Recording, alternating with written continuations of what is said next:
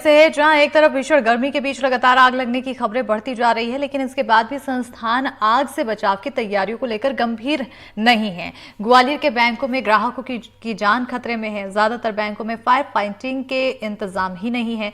ज्यादातर बैंकों ने फायर एनओसी तक नहीं ली है, जबकि भीड़ भाड़ वाले इलाकों में ये लेना अनिवार्य है, जिसके चलते नगर निगम के फायर ब्रिगेड विभाग 19 बैंकों को नोटिस जारी करते हुए नजर आए। इसके साथ ही अग्निशमन व्यवस्था जल्द से जल्द किए जाने के निर्देश भी दिए हैं और 7 दिनों के अंदर अग्निशमन व्यवस्था पूरी नहीं की गई तो उस बैंक पर उचित कार्रवाई की बात यहां पर कही गई है।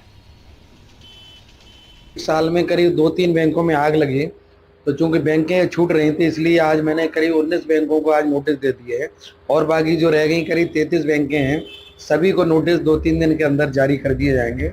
कितने समय से जो है फायर ऑडिट नहीं हुई है? क्या क्या कमियां? बैंकों की फायर ऑडिट तो बीच बीच में उनकी लेते रहते हैं, लेकिन क्या है कि उनके जिन जिन में बैंकों में गया था उनके एक्सपायर हो चुके थे, जो अभी फायर एक्सटिंग्विशर लगे हुए हैं, और भी कई कोई कमियां थी और मतलब प्रॉपर कोई साधन नहीं था, तो इसलिए उनको सबको नोटिस देना पड़ा। कोंडागांव जिले के सबसे बड़े अस्पताल में आपातकाल के लिए बिजली की पर्याप्त व्यवस्था नहीं है। लाइट बंद होते ही पूरे अस्पताल में अंधेरा छा जाता है। यहां लगे जेनरेटर और ट्रांसफार्मर खुले आसमान के नीचे जंगली झाड़ियों से घिरे हैं। तो वहीं अधिकारी सफाई देते हुए कहते हैं कि अस्पताल में जेनरेटर की व्यवस्था है, कभी कभी व्यवस्था बिगड़ जाती है। तो वहीं जिला अस्पताल के मेंटेनेंस के लिए बताते चले कि शासन हर साल करोड़ों रुपए देती है, लेकिन कोंडागांव में अस्पताल प्रबंधन सिर्फ नए निर्माण कार्य में लगा हुआ है। ऐसे में इस लापरवाही के पीछे अब कार्रवाई क्या कुछ होगी, इस पर नजर बनी रहेगी। जिला अस्पताल कोंडागांव ही नहीं, आप लगभग सभी विभागों में देखेंगे जनरेटर है, लेकिन उपयोग होता नहीं दिख रहा है। अभी हाल में ही कुछ दिन पहले ब्लैकआउट की स्थिति बनी थी, जिला मुख्यालय कोंडागांव भी प्रभावित हुआ था। इवन ट्रांसफार्मर में आग लगी थी, याद होगा, उसमें भी एक 24 घंटा पूरा अंधकार में डूबा हुआ था।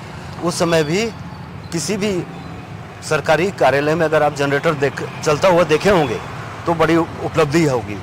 देखो, यहाँ पर डीएच के लिए अलग है, एमसीएच के लिए अलग है, ओटी के लिए अलग है, जनरेटर की व्यवस्थाएं हैं, कई जगह यूपीएस भी है।